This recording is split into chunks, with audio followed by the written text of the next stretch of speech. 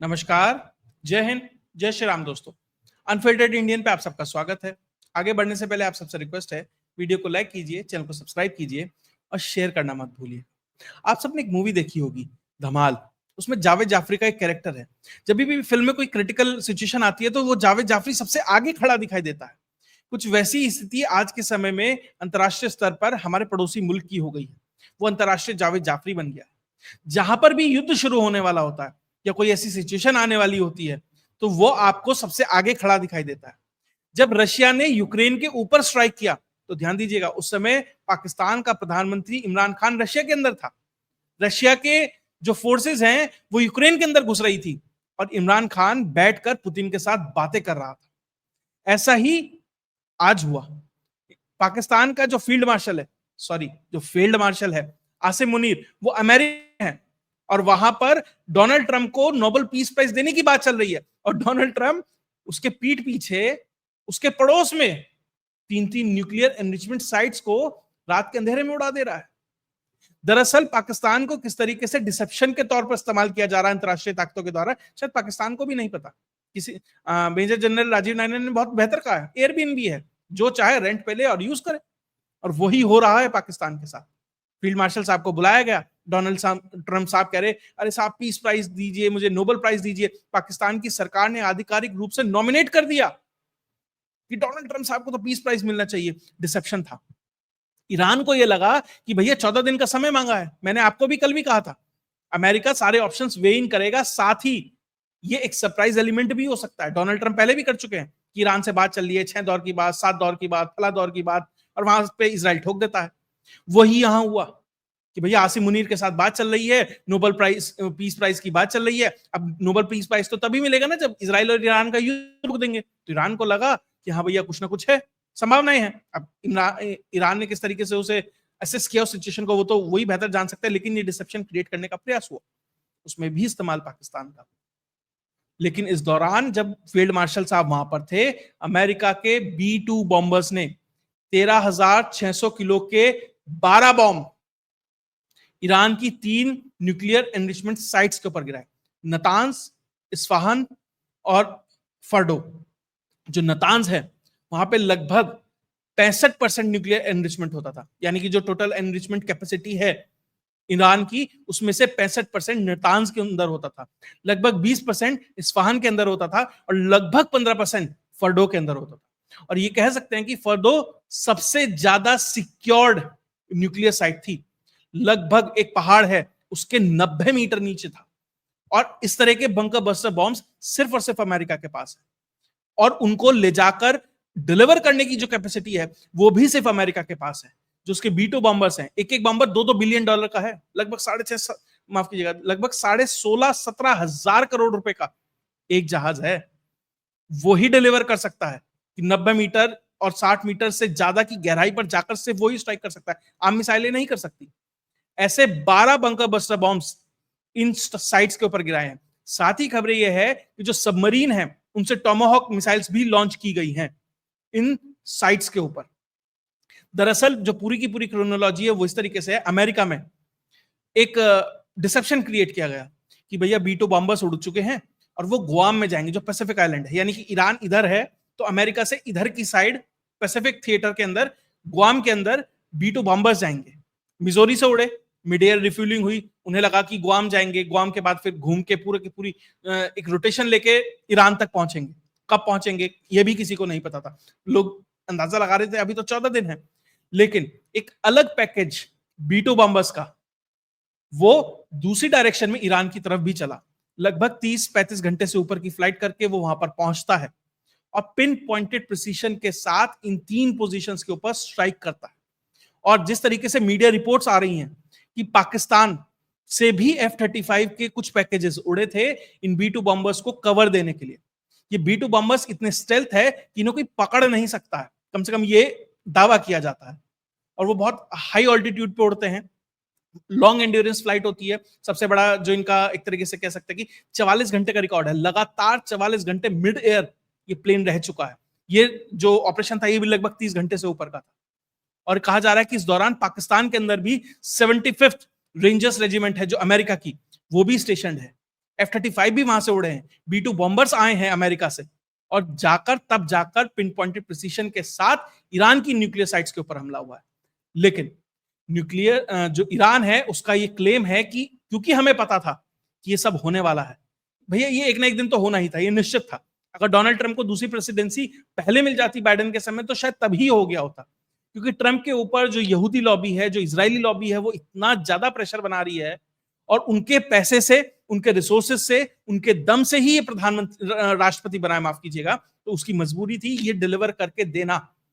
तो ईरान को पता था ये सब होने वाला है, तो ईरान की तरफ से जो उनकी न्यूज एजेंसी है, तस्नीम न्यूज एजेंसी, उसके हवाले से खबर आ रही है कि पहले ही सारा न्यूक्लियर एनरिचमेंट का जो मटेरियल है, जितना भी वो एनरिच हुआ है, 60% 70% जो अलग अलग दावे हैं, वो ऑलरेडी वहां से मूव आउट कर चुका है।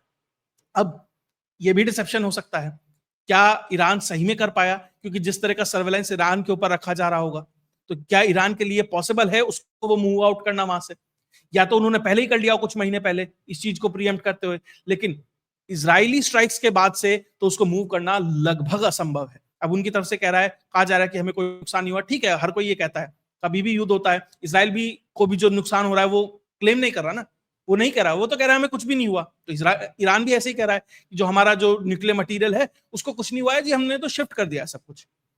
खैर ये तो समय के साथ आगे पता लगेगा, इजरायली जो मुसाद है उसकी इंटेलिजेंस और जो ईरान है उसके अंदर से जो भी खबरें निकल के आएंगी तब पता लगेगा, लेकिन फिलहाल कम से कम जो उनका न्यूक्लियर प्रोग्राम है उसे हमेशा हमेशा के लिए अमेरिका ने खत्म कर दिया। अगर ये रिजीम रहती है तो कम से कम 40-50 साल के लिए, अगर रिजीम ही हट जाती है तो हमेशा हमेशा के लिए आप ये मानकर चलिए जो पूरा का पूरा न्यूक्लियर प्रोग्राम है ईरान का, उसे अमेरिका ने सिर्फ 12 बॉम्ब गिराकर हमेशा के लिए खत्म कर दिया है।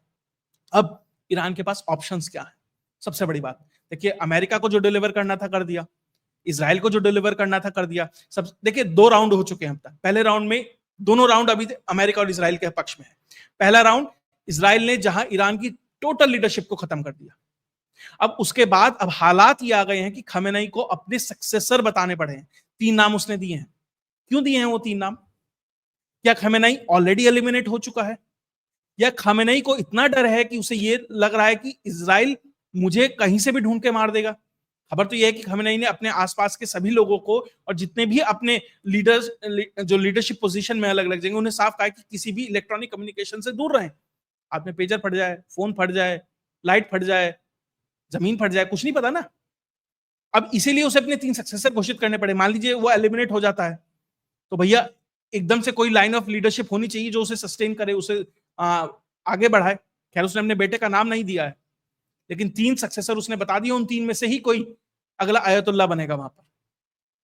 अब ईरान के पास ऑप्शन क्या है? पहली बात तो यह है कि डोमेस्टिक फ्रंट पे इस रिजीम के लिए बहुत, अब एक तरीके से वजन अपने लिए ही बहुत भारी हो गया है, क्योंकि अब ईरान को वो डिलीवर करना पड़ेगा। अगर वो अमेरिकन स्ट्राइक्स को मैच नहीं करते हैं तो ईरान की इस रिजीम के लिए अपनी पब्लिक को यह बताना भारी हो जाएगा कि भैया हम इतने बड़े बड़े फड़के मारते थे कि हमारे पास इतनी 1000 मिसाइल हैं, इतने लॉन्चर है, फला बैलिस्टिक मिसाइल है, MIRV है, और वो फोटोज दिखा दी कि भैया देखो, एक फोटो वायरल हो रही थी अभी 2-3 दिन पहले, एक मिसाइल एटमॉस्फेयर में जाती है फिर उसमें से वापस आती है। आपने इतना सब कुछ किया, इतनी बड़ी बड़ी फुटेजेस निकाली। ईरान ऑब्जर्वर नाम का ट्विटर हैंडल है जो लगभग आधिकारिक सा ही मान लीजिए, उस पर वो अंडरग्राउंड फैसिलिटीज और पता नहीं किस किस के वो फोटोज दिखाता था। तो आपको उस तरीके से डिलीवर करना पड़ेगा। अब ईरान वही कह रहा है कि अमेरिका को वो दुख देंगे जो उसने कभी देखा नहीं होगा। अमेरिका ने पहले ही कह दिया, अमेरिका ने पहले ही कह दिया कि भैया ऐसा है, अगर कुछ करा, कुछ मिस एडवेंचर करा तो ऐसा दुख हम देंगे जो तुमने नहीं देखा होगा। ये वो सारी फैसिलिटीज हैं जहां पर स्ट्राइक हुआ है, फर्डो, नटांस और इस्फहान। 8 मिनट के अंदर अंदर हुआ है सारा काम। 2:36 पे नतांस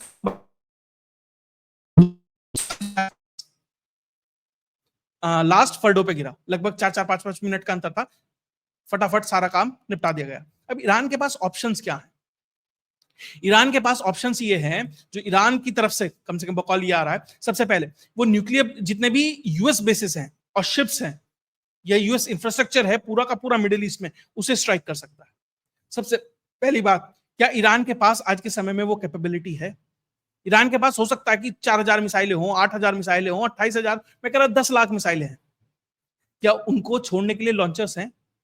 खबर यह है कि लगभग एक तिहाई से लेके आधे उसके लॉन्चर्स ऑलरेडी इजराइल ने एलिमिनेट कर दिए। अगर आपके पास छुड़ाने के लिए लॉन्चर ही नहीं है तो उन मिसाइल का क्या काम? भैया मेरे तरकश में 1000 तीर हैं, मेरे पास धनुष ही नहीं है, मैं छोड़ूंगा कैसे उन तीरों को? ये स्थिति ईरान की है। तो अगर लॉन्चर्स नहीं है तो अमेरिकन बेसिस के ऊपर करेंगे कैसे? और अगर आप उन लॉन्चर्स को ओपन में लाएंगे और स्ट्राइक करने के लिए उन्हें तैयार करेंगे तो क्या इजराइल की नजर नहीं है? आपका एयर स्पेस तो ऑलमोस्ट वैकेंट है। जो ट्रंप है उनका तो ऑलरेडी ट्वीट आ चुका है कि आप ईरान के स्काइज पे तो हमारा कब्जा है जी, हम जैसे चाहें वैसे करें। तो क्या ईरान के पास वो फिलहाल वो कैपेबिलिटी है? हो सकता है 10 मिसाइल, 20 मिसाइल, 100 मिसाइल, 200 मार सकता है, इंटरसेप्ट भी होंगी, 2-4 गिरेंगी भी, नुकसान भी होगा, लेकिन उसके बाद क्या, कब तक वो इसे सस्टेन कर पाएगा, सवाल ये है। इसलिए बहुत महत्वपूर्ण है कि जो अमेरिका के बेसिस पे स्ट्राइक होगी उसके बाद जो रिटेलिएशन होगा, क्या उसके लिए ईरान तैयार है? उसके अलावा स्ट्रेट ऑफ हॉर्मूज, जहां से दुनिया का लगभग 1/4 तेल, 20% से 25% के आसपास का जो आंकड़ा है वो वहां से निकलता है। कहा जा रहा है कि अब ईरान की तरफ से यह है कि उस स्ट्रेट ऑफ हॉर्मूज को अब बंद करने की तैयारी है। अब लोग जो अंतरराष्ट्रीय स्तर पर जो तेल है जो अभी लगभग $75 के आसपास है, आप ये मानकर चलिए अगर ये हो जाता है तो एक झटके में $100 के आसपास वो पहुंच जाएगा। और अगर ये सस्टेन करता है, ईरान स्ट्रेट ऑफ हॉर्मूज को बंद करने में कामयाब रहता है और कुछ समय के लिए भी रहता है, तो 100-125 तक भी पहुंच जाए तो बड़ी बात नहीं।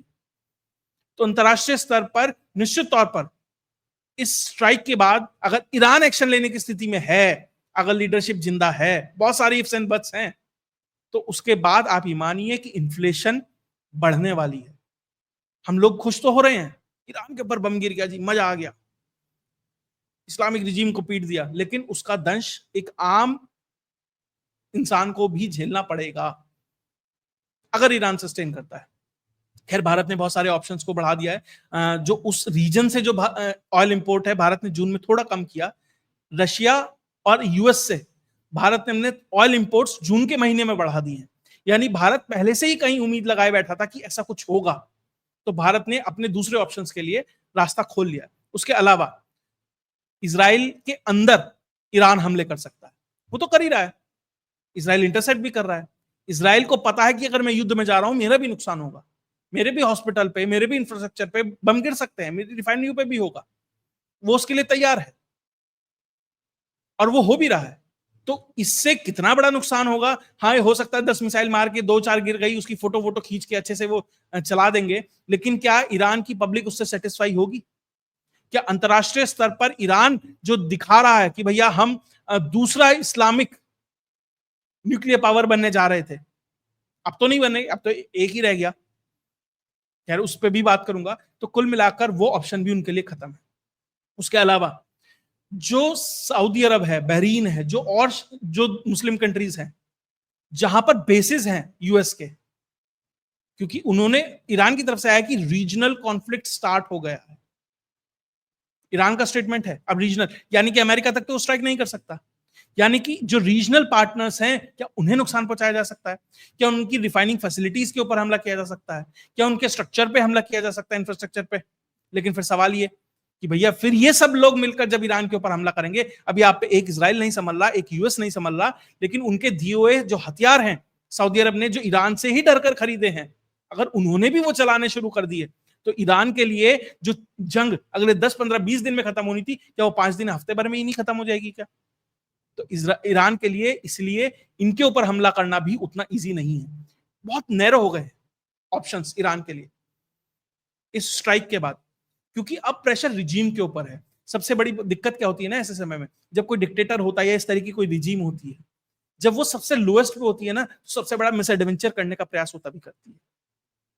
बस वही देखना है कि क्या वो कैपेबिलिटी है मिस एडवेंचर करने की ईरान के पास, या सिर्फ पाकिस्तान की तरह एक आईएसपीआर नाम की एक संस्था बना के छोड़ दी जो भैया मीम वॉर करती है। वहां का कह रहा था ना एक मंत्री, भैया हम तो मीम वॉर में जीत गए भारत के साथ, भारत युद्ध जीता, हम मीम वॉर जीते। ईरान के साथ भी कुछ ऐसा ही है। हो सकता है कि वो meme war, footage war, audio video, इसकी वॉर में भले ही बहुत आगे निकल जाए, लेकिन क्या ग्राउंड पे वो कैपेबल है उस तरह को डिलीवर करने के लिए? और लास्ट ऑप्शन जो ईरान के पास बचता है वो है अपने एसेट्स, हुती, हमास, हिजबुल्लाह, इन्हें एक्टिवेट किया जाए। जो हुतीज है वो ऑलरेडी कह चुके हैं कि रेड सी में कोई भी अगर जहाज आएगा तो वो हमारी जद में है, हम उसे स्ट्राइक करेंगे। और ऑलरेडी यमन के अंदर और लेबनान के अंदर इजराइल के स्ट्राइक्स स्टार्ट हो चुके हैं उन ठिकानों के ऊपर। इजराइल की सबसे बड़ी हिंड्रेंस क्या थी? परमाणु बम। वो न्यूट्रलाइज, वो खत्म। उसके बाद तो धुआं ही धुआं। इजराइल के लिए खुला खेल है अब तो, जहां चाहे जैसे चाहे स्ट्राइक करे। अभी ये डर था ना कि एक लेवल से ऊपर थ्रेशोल्ड चला गया तो ईरान हमला कर देगा साहब, परमाणु बम बना लेगा। वही खत्म हो गया। ठीक है, थोड़ा बहुत नुकसान होगा, उसे झेलेंगे। लेकिन जो इजराइल के दो टारगेट थे, एक तो डी न्यूक्लियराइज करना ईरान को, वो ऑलरेडी हो चुका है, और दूसरा रिजीम चेंज। अब जो नया टारगेट होगा वो खामेनेई होगा, इसलिए उसे अपने सक्सेसर बताने पड़ेंगे। अब खबर ये आ रही है कि सऊदी अरब की तरफ से भी खबर है कि कोई न्यूक्लियर रेडिएशन का लीक नहीं हुआ है जहां जहां भी स्ट्राइक हुए हैं।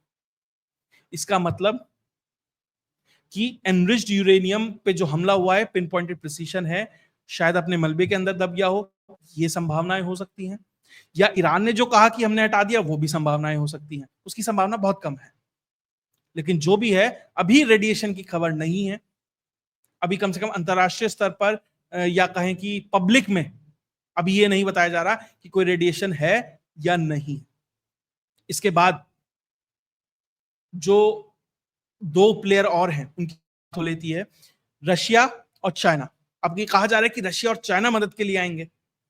सबसे पहली बात तो चाइना, लगभग 10 दिन से ये चल रहा है पूरा खेल। चाइना की तरफ से क्या स्टेटमेंट आया, क्या एक्शन हुआ? शी जिनपिंग तो बिल्कुल बंद बैठा है, उसकी तरफ से कोई रिस्पॉन्स आ रहा है क्या? नहीं। चाइना कभी युद्ध में नहीं जाएगा, वो वियतनाम में झेल चुका है। उसे पता है कि वो आज वो स्थिति में नहीं है कि वो अमेरिका के खिलाफ ईरान में कोई मिस एडवेंचर करे, क्योंकि ईरान का चैप्टर ऑलमोस्ट क्लोज हो चुका है। पहले दो राउंड, फर्स्ट राउंड इजराइल खत्म, सेकेंड राउंड अमेरिका खत्म। तो एक हारी हुई बैटल में, एक हारी हुई जंग में चाइना क्यों उतरेगा? वो ये कह देगा भैया मेरे 4 प्लेन ले लो, इसमें सामान उठा के मैं तुम्हें दे दूंगा। वो भी उसे पाकिस्तान अफगानिस्तान के एयर स्पेस से जाना पड़ेगा। ध्यान दीजिएगा, पाकिस्तान में अमेरिकन बैठे हैं, वो शायद उसी चोक पॉइंट को बनाने के लिए बैठे कि कोई सपोर्ट उधर से ना आ जाए। तो चाइना इससे ज्यादा कुछ नहीं कर सकता। अपने इंटरनल फ्रंट में, अपनी पॉलिटिकल पार्टीज में वो इतना उलझा हुआ है। अभी तो यही पता नहीं है शी जिनपिंग है नहीं है, कहां है, उसकी बीवी कहां है, उसके आसपास के लोग कहां हैं, कोई जानकारी नहीं है। पॉलिटिकल केओस इतना हुआ है कि चाइना उस सिचुएशन में नहीं है कि वो जाकर हेल्प करे, कम से कम डायरेक्टली हेल्प करे। दूसरा ऑप्शन बचता है रशिया। रशिया यूक्रेन में इतना उलझा हुआ है, अब उसे गोल्डन अपॉर्चुनिटी है रशिया के लिए।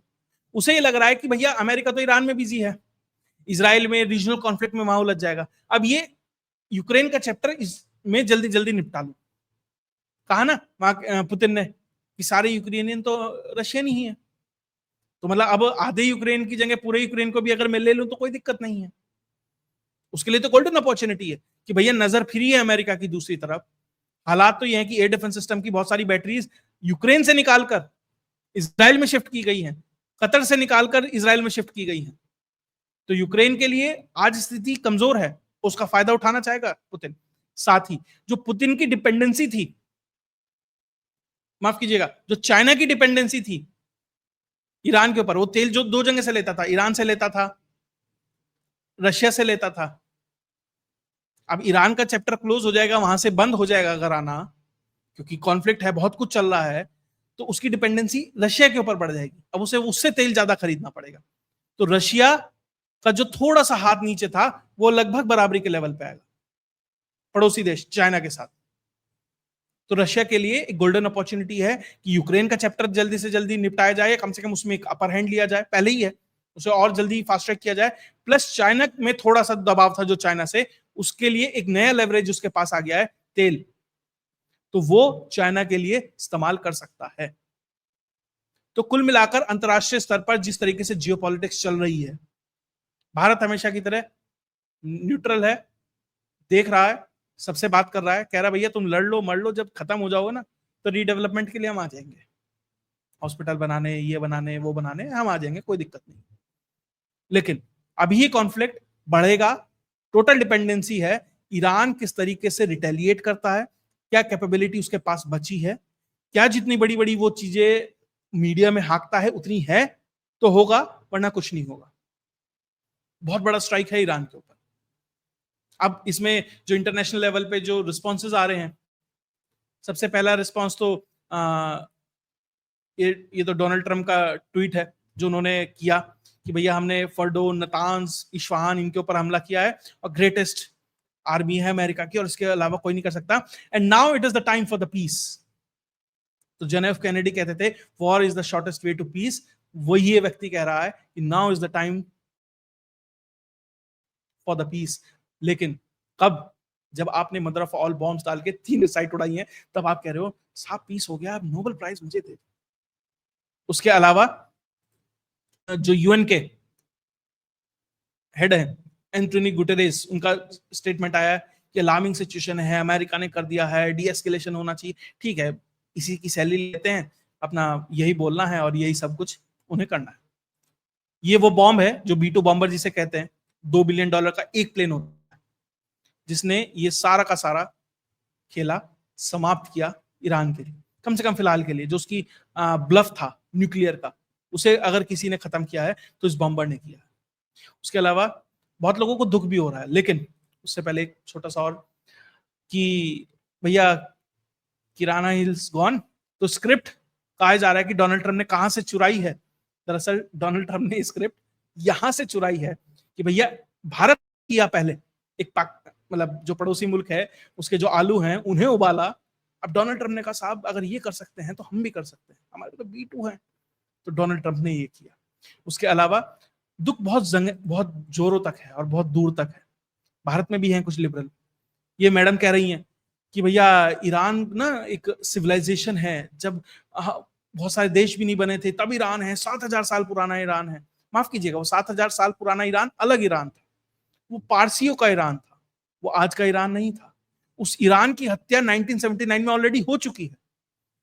अब ये वो रिजीम है जो हेजेमनी चाहती है। दरअसल अब ये सेक्टेरियन कॉन्फ्लिक्ट है, शिया सुन्नी तुर्क, गल्फ पर्शिया तुर्क, इनके बीच का सेक्टेरियन कॉन्फ्लिक्ट है। तो इसे ये मत जोड़िए कि ह्यूमैनिटी से जुड़ा है, इससे जुड़ा है, उससे जुड़ा है, किसी से नहीं जुड़ा। ये सिर्फ हितों से जुड़ा है और वो हित को साधने के लिए ये लोग आपस में लड़ मर रहे हैं। और इन सब के बीच एक देश बांग्लादेश, उसकी तरफ से भी यही आ रहा है कि हम तो इवॉल्विंग सिचुएशन पे नजर बनाए हुए, इससे ज्यादा कर भी क्या सकते हैं। खैर, जो जो चीजें आएंगी, जो भी इसके ऊपर और नई डेवलपमेंट्स आएंगी, उन सबको आपको के पास लेके आता रहूंगा। अगर आपको ये वीडियो विश्लेषण अच्छा लगा तो वीडियो को लाइक कीजिए, चैनल को सब्सक्राइब कीजिए और शेयर करना मत भूलिएगा। जय हिंद, जय भारत।